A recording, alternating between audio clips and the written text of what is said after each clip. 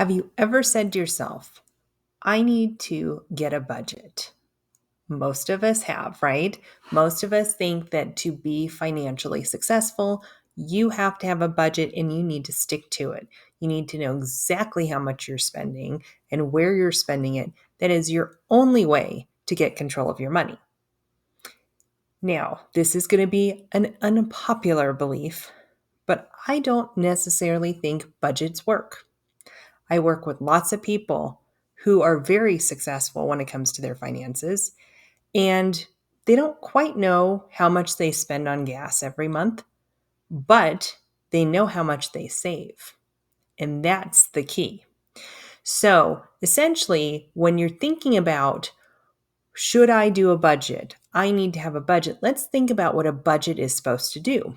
A budget is supposed to allow you to have enough money at the end of the month to be put away for what you're trying to save for, whether that's retirement or that big trip you're going to take later on this year, or maybe a combination of both, right? I do bucket list planning, and we talk a lot about how you save for long-term goals like retirement alongside shorter-term goals like a trip to Bermuda, maybe, or something like that, right?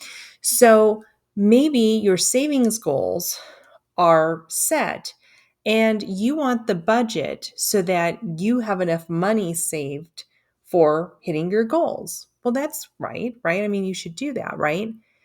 But here's my question. Does it really help you to write out, on average, I spend $100 a month on gas or electricity? Does that really help you? I'm going to tell you it really doesn't. You know why? Because electricity might be $100 this month and $120 next month.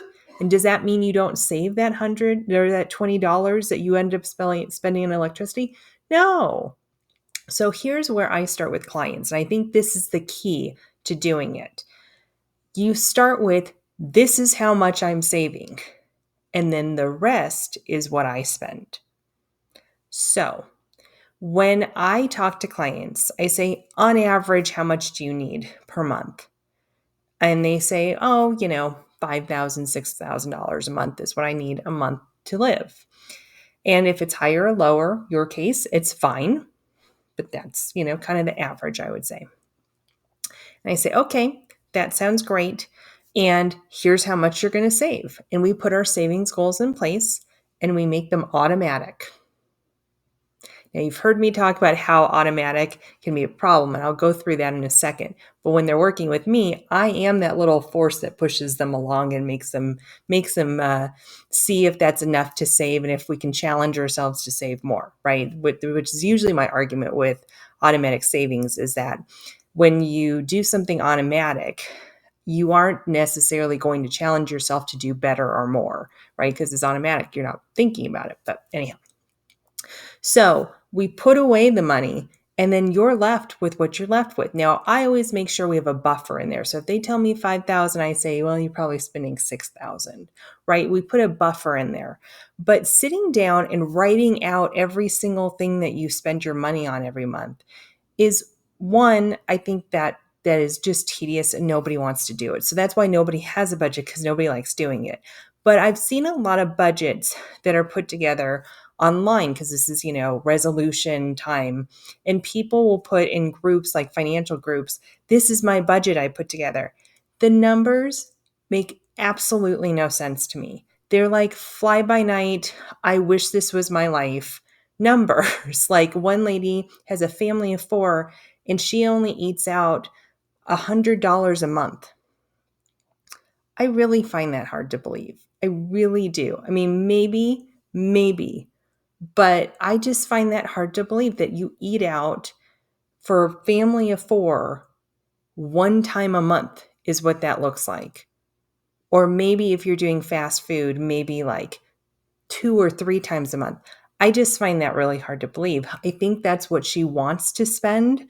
And so that's what she put down so that she can spend in other areas to make herself feel good. Well, a budget isn't supposed to make you feel good. It's supposed to be real. And that's why I don't think budgets work.